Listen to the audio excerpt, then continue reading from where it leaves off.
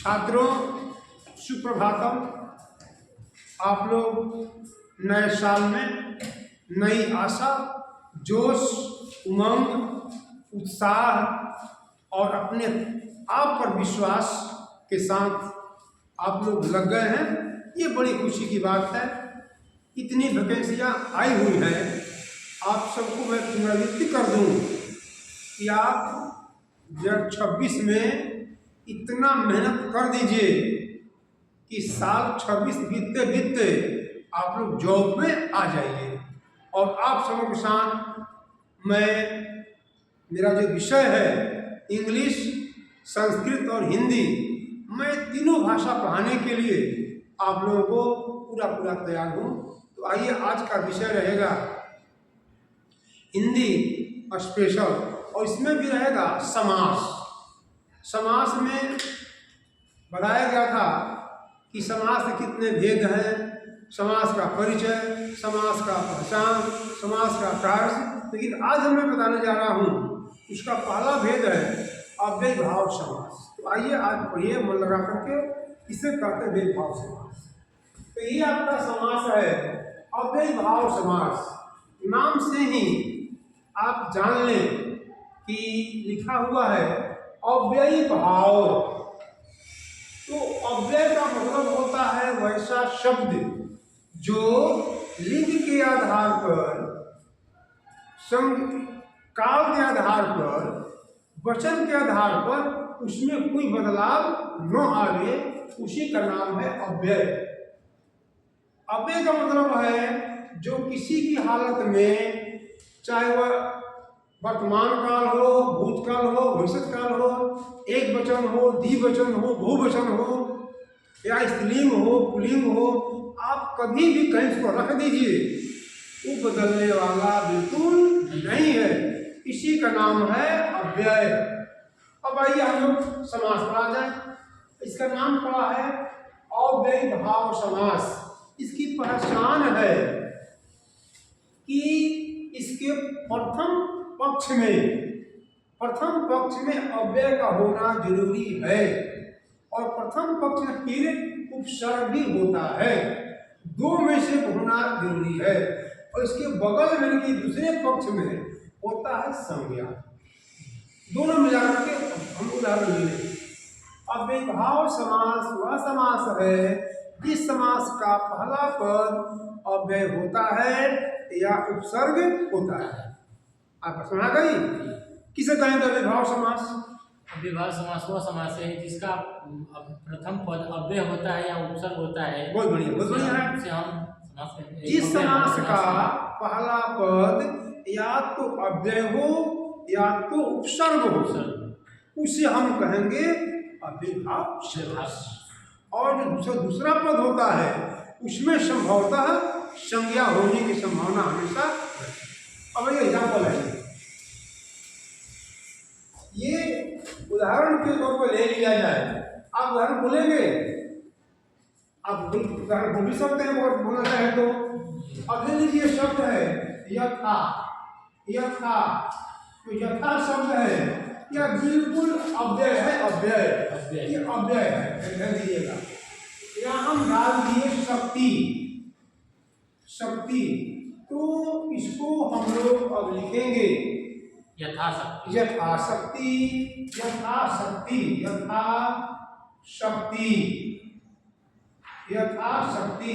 इसका हिंदी हुआ शक्ति के अनुसार। देखो उदाहरण ले सकते हैं। यथा पर यथा इधर हो गया और उधर हो गया यथा, और यहाँ हो गया बल। बल में होता है ताकत।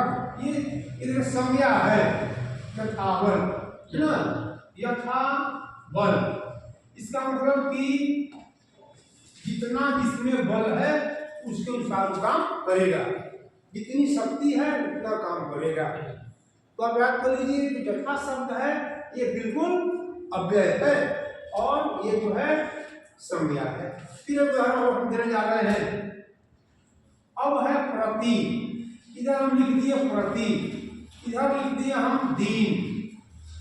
दीन हमारा बन गया प्रतिदीन। अब क्या इसमें उपसर्ग मिला आपको? उपसर्ग मिला, सब मिल गया, प्रति उपसर्ग है प्रति उपसर्ग है, और दिन हाँ ये सब हो गया। तो ऐसा बोलता है, आप इसको फिर एक रोज रख दे सकते हैं, प्रति और प्लस बल, बल छोड़ दीजिए, पल लिखिए, पल, पल मतलब समय होता है, पल तो होता है प्रति पल। ये भाई देखिए अव्ययभाव समास की पहचान कैसे हम बनाएं अव्ययभाव समास की। बहुत सा एग्जाम्पल मिलेंगे कि कैसे हम इसको बना सकते हैं।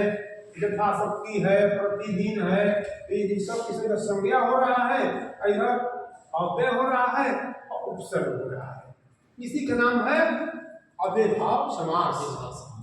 जैसे और भी हो सकता है, जैसे मान ले जाए कि आप जब समाज में आ गए हैं तो नए नए शब्दों का इस्तेमाल होता जा रहा है। जैसे हो गया, इधर हम दे दिए आ, इधर दे दिए आ, इधर हम लगा दिए जन्म। अब देखिए क्या हो रहा है, आ जन्म, आ जन्म, आ जन्म यानी कि जीवन भर, इसका नाम है आजन्म, नया नया बोलता आ रहा है। तो आप लोग समय को देखते हुए आप समास के पूरे कंसेप्ट को इतनी जानकारी रख लीजिए, परीक्षा में कैसे आ पाएगा। परीक्षा में देगा, ऑप्शन देगा, 4 ऑप्शन रहेगा, कहेगा ये कौन समास है, बहुव्रीहि है, अव्ययभाव है, नैया है, तत्पुरुष है। तो आप जिस समास को जानते रहेंगे आराम से टिक मारेंगे, ये भाई जी इसका तो कंसेप्ट है, ये अव्यय है जी, ये अव्ययभाव समास हो गया, ये आपका भाव समास का पहचान। अब देखिए ये समास कह रहा है, इसमें और उदाहरण माध्यम से वो कहता है हाथों हाथ, हाथ हाथ हाथ, हाथों हाथ, भर पेट पर पेट भर। अब ये भाव समास में बहुत से एग्जाम्पल मिलेंगे जो आपको लगेगा। तो जरा हम फिर से एक बार हम आप लोग से चर्चा करेंगे, क्या आप लोग सही सही समझ गए हैं? जिससे समझ में आ रहा है। इसकी पहचान हम लोग क्या है भाई मेरे? सर इसमें अव्ययभाव पहचान यानी कि पहचान क्या है? पहचान में सर इसमें अव्ययभावी समास में हो सकता है कि प्रथम पक्ष में उपसर्ग रहेगा या तो अव्यय रहेगा, और जो दूसरा पक्ष रहेगा उसमें संज्ञा रहेगा। तो क्या पहचान? ये पहचान है हमारा। हो गया। तो ये है इस समास की पहचान। अव्ययभाव समास की पहचान है, पहला पक्ष में बिल्कुल गारंटेड रहेगा कि या तो अव्यय होगा या तो उपसर्ग होगा, और दूसरे पक्ष में संज्ञा ही होगा। कंफर्म हो गया। आगे बढ़े हम, ठीक। अगला समास का नाम देने जा रहे हैं हम, इसका नाम है तत्पुरुष। तत्पुरुष समास आप पढ़े होंगे समास, तो इसका नाम है तत्पुरुष समास। तत्पुरुष, तत्पुरुष, तत्पुरुष समास, तत्पुरुष समास। अब देखिए इसका मकसद है, तत्पुरुष समास है, तत्पुरुष समास वह समास है जिस समास का दूसरा पद प्रधान होता है। अभी आप पढ़े हैं अव्ययभाव समास, उस समास का पहला पद प्रधान होता है, इसका दूसरा इस समास का दूसरा, ठीक से उल्टा है। इस समास का ये हो गया दूसरा पद प्रधान होगा, दूसरा पद प्रधान होगा। अच्छा एक हो गया, ए में हो गया। बी में कह रहा है इसमें बहुत सी विभक्तियां भी आएंगी, इसमें 6 विभक्तियां आएंगी, 6 कारक विभक्तियां। इसमें 6 आपको 6 कारक, कारक और कारक तथा विभक्तियां, विभक्तियां, और यहाँ होगा आपका फिर इसके बाद चिन्ह होगा, चिन्ह याद कीजिएगा, जैसा पढ़ते होंगे कर्ता ने कर्म को प्रण से श्रमदान के लिए, उपादान से समन्का के की, अजगर में पर संबोधन हे हरे। ये आपको 8 कारक हैं, कारक 8 भेद हैं। तो 8 भेदों में से आप पहला और निचला छोड़ देंगे, संबोधन कारक और कर्ता कारक छोड़ देंगे। अब कारक से लेकर के कारक से लेकर के कर्म कारक हो गया, कर्म कारक हो गया, इसके बाद अब कर्ण कारक होगा, इसके बाद संप्रदान हो गया, और क्या हो गया, अपादान है, अपादान कारक है। इसके बाद आपका संबंध मिलेगा, और एक और मिलेगा आपका अधिकरण मिलेगा। ये आपका 1 2 3 4 5 6 ये जो है 6 समास आपके हो, 6 आपकी विभक्तियां हो गई। तो आप बेहतर ढंग से जान लीजिए कि किसका क्या क्या चिन्ह होता है, और चिन्ह के आधार पर आप इसको आप बनाएंगे। कर्म अगर है यहाँ पर, इसका पहचान क्या होगा बताइए, को होगा। कर्म क्या होगा बोलिए, से होगा। संप्रदान क्या होगा, के लिए होगा। बोलिए अपदान क्या हो गया, से हो गया। अच्छा, और इसके बाद संबंध क्या हो गया, का, के और की हो गया। इसका क्या हो गया, में होगा, और क्या पर होगा, ही ना होगा जी। तो इसी पर हम आज का आपका आज चलिए अच्छा इसी पर डिपेंड है। तत्पुरुष समास वह समास है जिस समास का दूसरा पद प्रधान होता है। इस समास की क्या विशेषताएं हैं, इसमें 6 कारकों की 6 विभक्तियों की जानकारी दी जाती है। तीसरा की विशेषता क्या है, सी में विभक्तियों का लोप हो जाता है, चिन्हों का लोप हो जाता, चिन्हों का लोप हो जाता है, हो जाता है। इसके 3 से फैक्टर हो गए। क्या हुआ, इसका सब पहले कर्म के आधार पर पहले तो कारक में होगा, विभक्तियां होगी, चिन्ह भी होगा, कैसे होगा, विभक्तियां होगी, 6 कारक होगा, 6 विभक्तियां होगी, फिर चिन्हों का लोप रहता है। अब हम जो उदाहरण दे रहे हैं, अब जैसे उदाहरण के लिए जैसे हर उदाहरण ले लीजिए। उदाहरण होगा आपका, उदाहरण के तौर पर देख लिया जाए, हम चल रहे हैं कर्म कारक कर, कर्म कारक, कर्म कारक कारक, इसमें है चिन्ह का को हो गया। चिन्ह का जो को आप जानते हैं, तो हम को पर लिखेंगे, उसी के आधार पर बनेगा। हाँ, चिड़ी मार हम करेंगे, चिड़ी मार याद कीजिएगा, चिड़ी मार ये समास हो गया। इसका बनेगा, इसका विग्रह करेंगे, इसका विग्रह तोड़ेंगे, बड़ा करेंगे, इसका विग्रह करेंगे तो हो गया चिड़ी को मारने वाला। हाँ,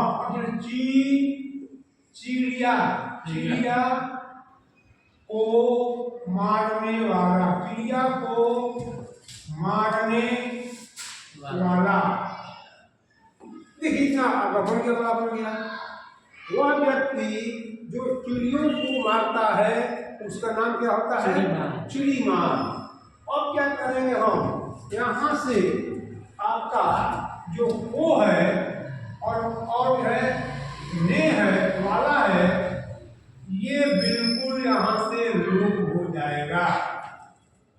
देखिए लोप हुआ ना, क्या बच गया, चिड़ी मार, चिड़ी या भी हट जाएगा, बच जाएगा यहाँ का ची, फिर होगा री, हो गया माँ और हो जाएगा चिड़ी मार। समास पढ़ने से समास की एक विशेषता है कि शब्दों को छोटा करता है, इसको बोलते हैं समासिक पद बोलते हैं, संक्षेपित पद बोलते हैं। जैसे चिड़िया, चिड़िया को मारने वाला, कैसे हो गए, 4 शब्द हो गए, और चारों में मिला दिए एक बन गया, क्या बन गया, चिड़ी मार।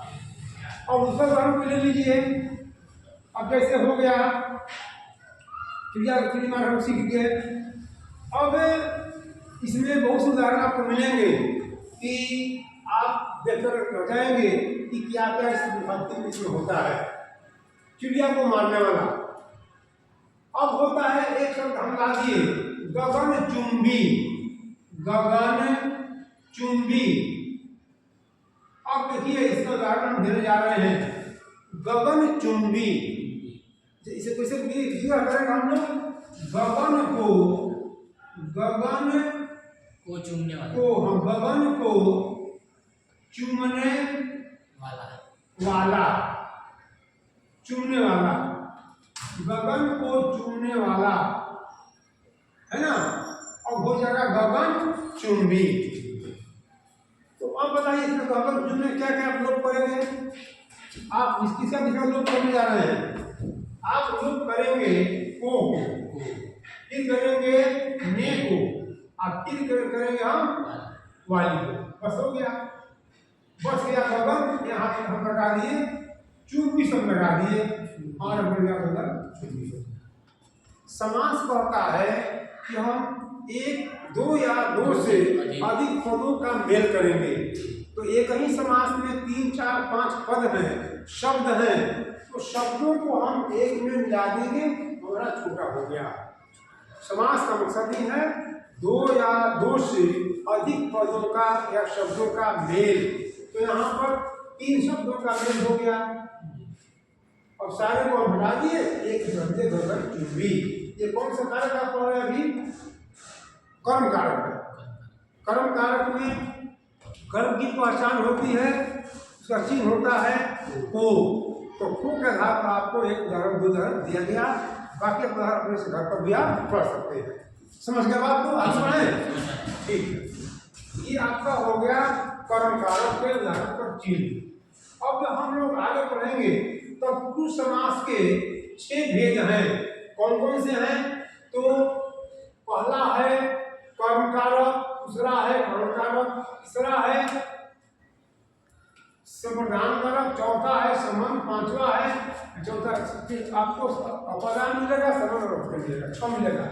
तो 1, 2, 3, 4, 5, 6। अब हम चलेंगे, हम अब से बनाएंगे। तो से उदाहरण का हम उदाहरण देंगे। कह रहा है कि कर्म कारक आ गया। कर्म कारक फिर हम यहाँ रखेंगे हम करण कारक। अब बताएंगे आप लोग करण का चिन्ह क्या है। बोलिए। करण का सब से है। इसको से को लोग द्वारा बोलते हैं। द्वारा एक सब एक ये अपादान है।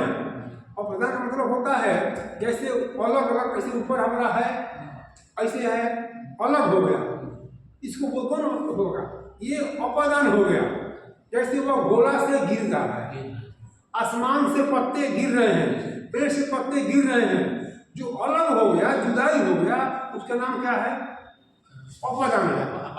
और जो से चिन्ह रहेगा लेकिन उसमें साथ में रहेगा, उसका नाम है करण कारक। मैं कलम से लिखता हूँ, संबंध है, हमारे हाथ में है।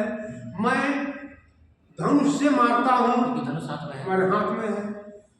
लकड़हारा टांगी से, कुल्हाड़ी से लकड़ी काटता है, लकड़ी कुल्हाड़ी कहाँ है, हाथ में है ना। तो इसको हम लोग कहते हैं मैं बाइक से जाता हूँ, मेरे साथ बाइक है। मैं बस से स्कूल जाता हूँ, तो से आपका हमारे हाथ में है। और भी कोई कहता है कि मैं गांव से शहर जाता हूँ, कौन कारक उसमें होगा, पंचमी होगा।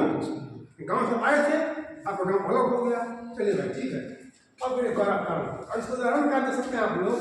उदाहरण ये दे सकते हैं कि अपरा की मन चाहा या पद दलित, पद दलित, पद दलित, इसे बनाइएगा पद से दलित। हाँ, पद दलित।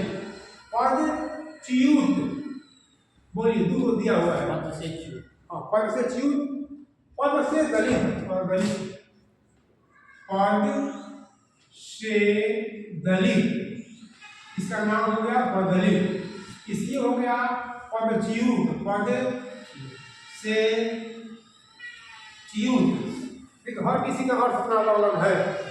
दलित का मतलब होता है पद दलित हो गया, गिर गया, और ये होता है पद च्युत, पद से गिर गया, है ना। अगला सब हम उदाहरण देने जा रहे हैं। सब हो गया शोकग्रस्त, शोकग्रस्त, शोकग्रस्त। आप बताएं कैसे बनाएंगे इसको। उदाहरण बताइए कैसे बनाएंगे? शौक से ग्रस्त। हाँ, शोक से ग्रस्त। फिर है उदाहरण और है सूर्य रचित। फिर अगला हम लोग देंगे सूर्य रचित, सूर्य से रचित। सूर्य रचित। तो ये कह रहा है कि ये यहाँ शोक है, यहाँ ग्रस्त है। तो शोक में क्या होता है? तकलीफ होता है। कोई व्यक्ति है शोक से प्रभाव है, इसको कहेंगे हम शोक ग्रसित। शोक से ग्रसित, शोक से हुआ व्यक्ति ग्रसित है। ये है सूर्य रचित। इसका क्या होगा बाबू? सूर्य से रचित। सूर्य द्वारा रचित, यानी इस किताब को सूर्य ने लिखा, यानी सूर्यदास के द्वारा जो लिखी हुई किताब है उसको कहेंगे सूर्य रचित। तुलसी रचित क्या होगा? तुलसी रचित, तो लिखेंगे तुलसी द्वारा रचित, है ना। दिनकर रचित क्या होगा? दिनकर द्वारा रचित, इनकी द्वारा रचना की हुई।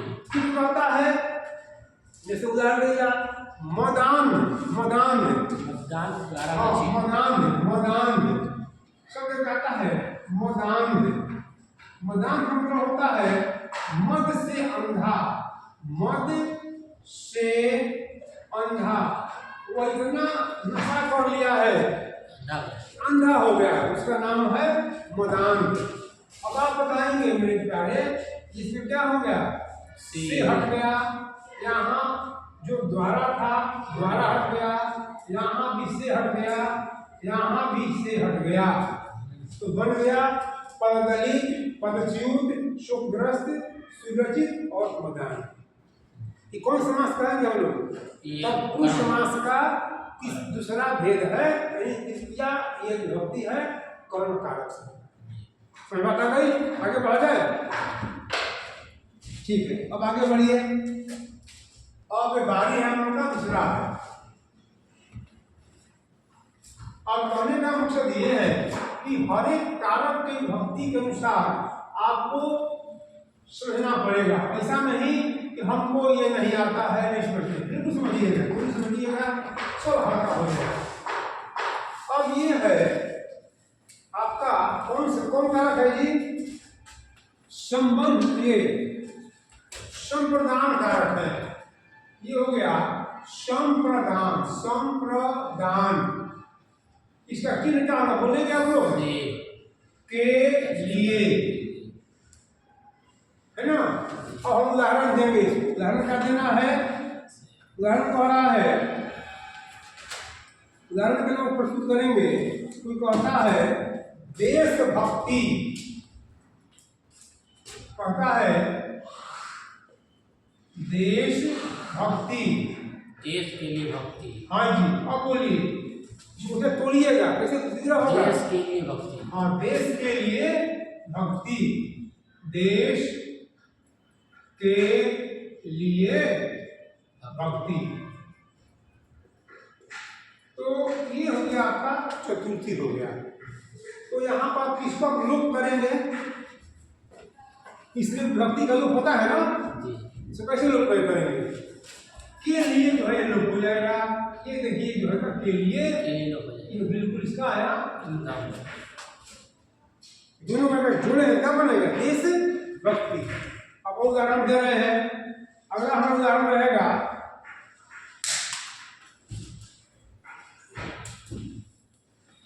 एक, ये है परीक्षा भवन, परीक्षा भवन।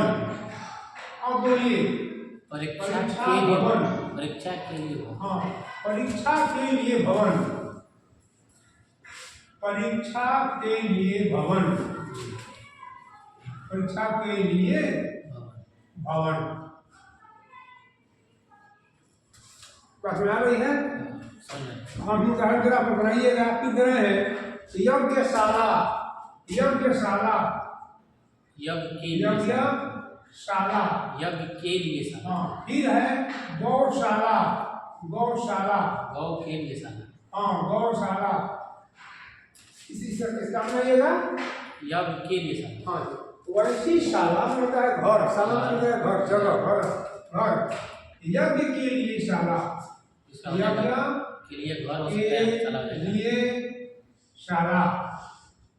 और ये हो गया गौ के लिए वैसा साल, वहाँ वैसा जगह जहाँ पर गौ रहती है उसका नाम है गौशाला।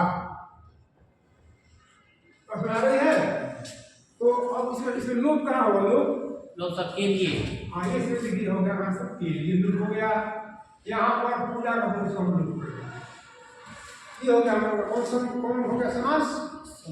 तत्पुरुष में संप्रदाय के लिए। हाँ, संप्रदान कारक है तो ये समास का तत्पुरुष का भेद है। आगे हम लोग पढ़ा दिया जाए, समझ गए? ठीक, अब आगे बढ़े हम लोग। अगला समास का नाम होगा, इसी का अगला है अपादान कारक।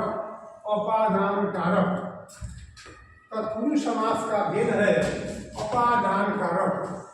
ये हो गया तत्पुरुष समास का चौथा भेद है। इसका नाम है सम अपादान। भी कौन है? सर अपादान से हो जाएगा। अपादान हो गया, अपादान। अपादान कि बोलिएगा इसका पहचान क्या है? से क्या करता है कि अलग करता है, पेड़ से पत्ते अलग करता है। पेड़ से पत्ते गिरते हैं, पेड़ से पत्ते गिरते हैं, वो घोड़ा से गिरता है ना? लड़के पेड़ से गिरते हैं नहीं, नदी के तीर से नदी में कूदते हैं, नदी से कूदते हैं, जिसमें से होना चाहिए, है ना? अब वो कहता है कि मैं स्कूल से आता हूँ, क्योंकि मैं उस मोहल्ले से आता हूँ, मोहल्ला अलग हो गया। मैं ऑफिस से यहाँ आता हूँ, ऑफिस अलग हो गया। कलम से ही अलग हो, स्कूल से नाम है ये हो गया। चलिए आगे बढ़िए, उदाहरण ले लीजिए। उदाहरण क्या ले सकते हैं? कोई कहता है धनहीन, धन सुने है ना? धनहीन, धन से हीन, धनहीन ये हो गया धन से हीन। धन से हीन बन गया, धनहीन बन गया। अच्छा, अब अगला उदाहरण हम लोग देने जा रहे हैं और है कि देश देश निकला। देश निकला, देश से निकला। हाँ, देश निकला, निकला मतलब उसको देश से निकाल दिया गया।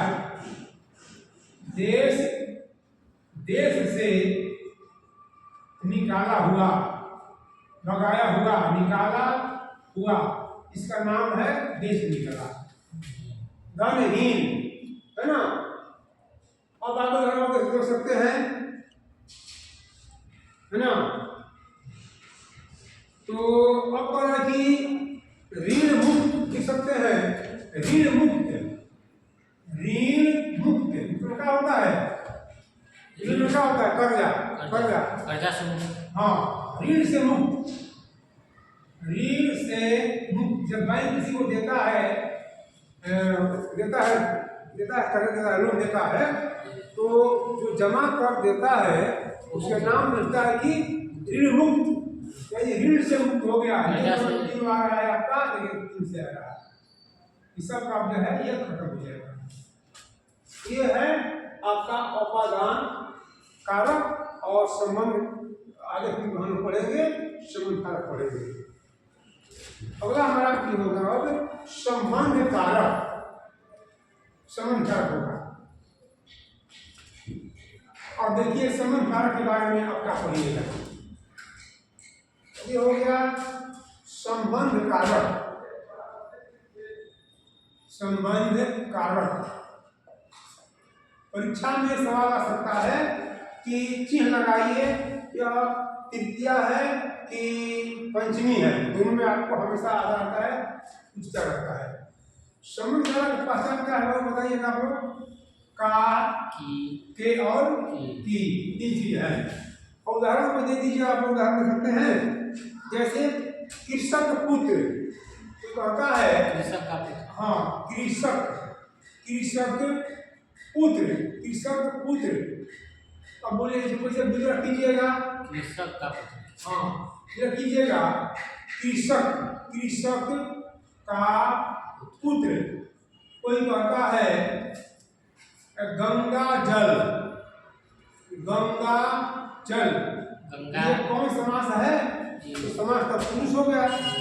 गंगा की जल है। तो गंगा का जल, गंगा, गंगा का जल बराबर हो जाएगा गंगा जल, गंगा जल। अच्छा, और उदाहरण दे सकते हैं आप लोग? दे दीजिए उदाहरण, लाइए, उदाहरण लाइए। गृह स्वामी, गृह स्वामी, गृह माने मालिक और स्वामी माने गृह, सॉरी, गृह माने घर, स्वामी माने मालिक। घर के, घर के। हाँ, गृह, गृह का सर गृह की नहीं हो सकता है? स्वामी का और गृह की नहीं हो सकता है? नहीं, क्या नहीं होगा, गृह का स्वामी। गृह। ये एक प्रसंग है, इसलिए गृह का स्वामी होगा। फिर अगला उदाहरण लिख सकते हैं आप लोग। देवालय, देवालय, देवालय, देवालय, देव का घर। हाँ, नहीं, देव का आलय, देव का आलय बन गया देवालय। अच्छा, आलय का घर हो सकता आलय वाले घर होगा, वही देव का घर, देव का घर। अब अंतिम हम लोग को पांचवा रह गया, छठा रह गया आप लोग का ये। तो यह आपको शायद समझ बात आती होगी। ये समास का सब का भेद करना, अंतिम का भेद है, अधिकरण। अंतिम भेद है अधिकरण है। इसका चिन्ह क्या है? में पर। अधिकरण का चिन्ह है में पर। अब हम पढ़ेंगे आगे में अधिकरण, अधिकरण समास का भेद है, उसका अधिकरण। इसकी पहचान है में या तो पर। उदाहरण के रूप में देख लीजिए, दिया है करण की गृह प्रवेश। उदाहरण लीजिए, आप किसी का खाना पीना कर जाते हैं, किसी देर होता है गृह प्रवेश, तो अब लिखते हैं कि गृह प्रवेश, गृह में प्रवेश। हाँ, इसमें क्या होगा? गृह में प्रवेश। इसका मतलब गृह में प्रवेश यानी वह व्यक्ति घर बना लिया और एक जिस्म को खाना खिलाता है, मान लिया जाए घर इसके उपलक्ष्य में, इसी का नाम है गृह प्रवेश। उदाहरण को और आइए, उदाहरण लाइए। पुरुषोत्तम, पुरुषोत्तम, पुरुषोत्तम, पुरुषोत्तम। अब इसका क्या होगा बोलिए? इसका पढ़ा है वह व्यक्ति जो पुरुषों में उत्तम हो, पुरुषों में उत्तम, उत्तम। तो हम लोग भगवान श्री राम को कहते हैं, उसी उनका नाम है, उनको हम लोग बोलते हैं पुरुषोत्तम। फिर कोई कहता है, एक है कला श्रेष्ठ। अब बोलिए कला श्रेष्ठ, कला में श्रेष्ठ। हाँ, कला श्रेष्ठ। कला में आप बोलेंगे भाई वह कला में श्रेष्ठ है, कला में श्रेष्ठ, कला में बहुत प्रवीण है, श्रेष्ठ है, कला में वह श्रेष्ठ है। ज्ञान प्रवीण, तो ज्ञान में प्रवीण। फिर कोई कहता है कर्म कुशल, क्या होगा? कर्म में कुशल। अब कहता है कि गणित विशेषज्ञ, क्या होगा?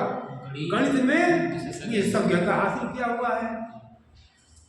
तो आज का आपका जो क्लास आप अभी जो चल रही है, आज आप लोगों को पढ़ाया गया समास के बारे में। आप समास के बारे में आप पढ़े हैं। समास के जो भेद है, उस भेद में से पहला भेद था, कौन सा था? भाव था। दूसरा कौन सा था? तत्पुरुष था। तो तत्पुरुष के कई भेद होते हैं? 6 भेद हो गए। तो 6 में से कर्म कारक से लेकर के अभी आप पढ़े हैं संबंध कारक, आप पढ़ रहे हैं। अच्छा, या अभी आप संबंध कारक में पहुंचे हुए हैं?